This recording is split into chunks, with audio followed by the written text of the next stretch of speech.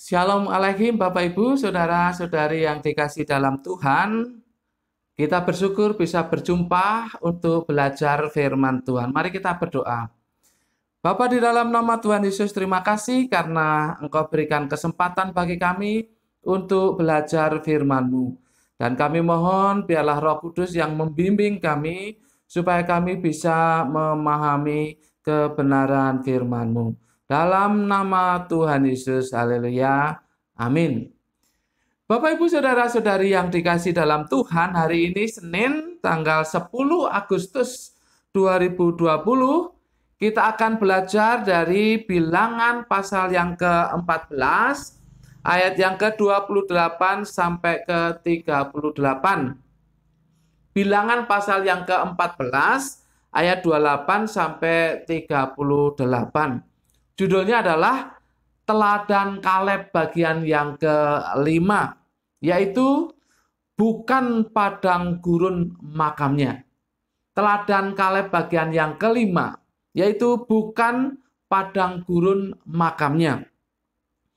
Bapak Ibu Saudara-saudari yang dikasih dalam Tuhan, pelajaran berseri mengenai Kaleb bagian yang kelima ini lebih fokus kepada kepastian pengharapan yang diterima oleh Kaleb, karena dia berbeda dengan bangsa Israel, karena dia mempunyai jiwa yang berbeda dengan bangsa Israel, yaitu bangsa yang memberontak kepada Tuhan seperti dijelaskan di pasal 14 ini.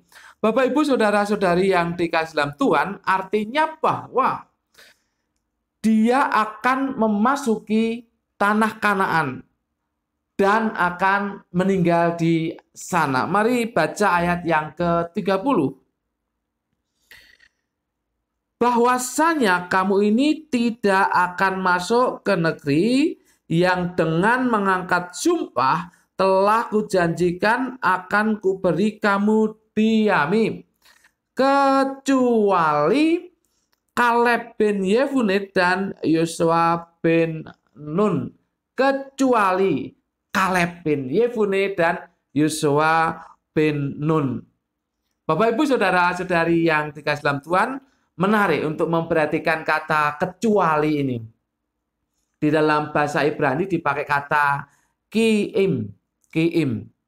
Ini menunjukkan penegasan, menunjukkan kepastian bahwa memang keadaannya berbeda.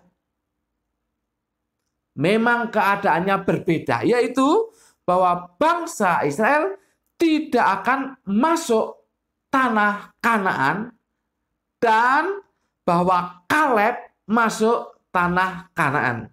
Maka dipakai kata kecuali, penegasan yang jelas akan perbedaan keadaan antara bangsa Israel dengan Kaleb. Ada hal yang menarik juga yang perlu dilihat di sini, yaitu pemakaian kata bangkai bagi bangsa Israel. Misalnya ada di ayat yang ke-29 demikian. Di padang gurun ini bangkai-bangkaimu akan berhantaran, yakni semua orang di antara kamu yang dicatat, semua tanpa terkecuali yang berumur 20 tahun ke atas, karena kamu telah bersungut-sungut kepadaku. Dipakailah kata bangkai bagi bangsa Israel. Artinya apa? Artinya berarti mereka memang benar-benar mati di situ. Mati di padang gurun. Dan juga mereka tidak ada harganya. Orang yang memberontak kepada Tuhan matinya tidak akan dihargai, karena memberontak kepada Tuhan. Tidak ada penghargaan bagi dirinya. Lawan katanya, kontrasnya berarti Kaleb tidak mati di situ. Kaleb tidak mati di padang gurun. Dan Kaleb akan mati secara terhormat. Intinya adalah kepastian pengharapan bagi Kaleb. Kaleb menerima kepastian pengharapan dari Tuhan, yaitu tanah Kanaan, tanah perjanjian. Dia akan masuk ke sana, memilikinya, dan mati di sana dengan terhormat luar biasa. Bapak, Ibu, Saudara-saudari yang dikasihi dalam Tuhan, bagi kita, kepastian pengharapan untuk masuk tanah Kanaan rohani, itu ada, itu diberikan.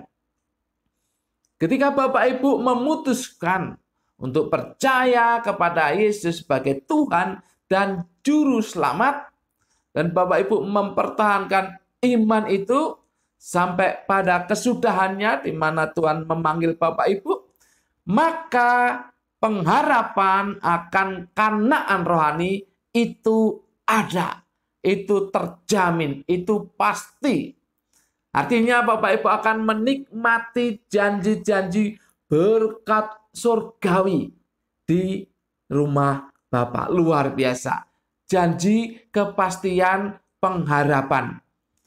Tetapi yang kedua, bisa juga tidak menutup kemungkinan, tidak ada yang mustahil, bahwa kita akan menikmati Kanaan saat ini. Yaitu kita menikmati janji-janji Tuhan saat ini. Dan itu pun kita harus beriman, percaya kepada Tuhan.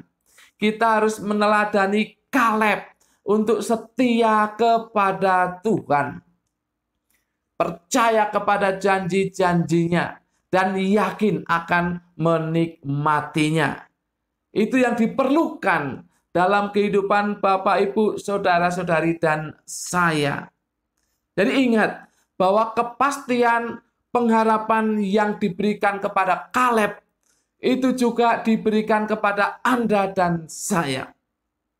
Ketika Anda dan saya percaya kepada Yesus sebagai Tuhan dan Juru Selamat secara pribadi. Dan Kanaan yang sekarang pun sangat mungkin dan tidak mustahil diberikan juga oleh Tuhan kepada kita. Asal kita tetap mempertahankan iman kita kepada Dia. Karena Dia yang menjanjikan itu setia dan akan memberikan kepada kita yang setia kepadanya. Nikmatilah Kanaan rohani nanti ketika bertemu dengan Bapa di surga. Dan nikmatilah Kanaan yang sekarang ketika Bapak, Ibu, Saudara-saudari, dan saya setia kepada Tuhan. Amin. Mari kita berdoa. Bapa, di dalam nama Tuhan Yesus, terima kasih karena Engkau sudah memberikan kepastian pengharapan kepada Kaleb. Dan kepastian pengharapan itu juga kami terima. Kami akan menerima Kanaan rohani ketika bertemu dengan Engkau ya Bapa di surga. Dan kami juga bisa menikmati Kanaan yang sekarang, yaitu menikmati janji-janji-Mu. Ketika kami setia kepada Engkau dan tetap berpegang teguh pada janji-janji-Mu itu. Terima kasih Bapa, kami meyakini itu terjadi atas hidup kami. Dalam nama Tuhan Yesus kami berdoa. Semua yang percaya akan menerima Kanaan dari Bapa berkata, amin. Tuhan memberkati Bapak, Ibu, Saudara-saudari senantiasa.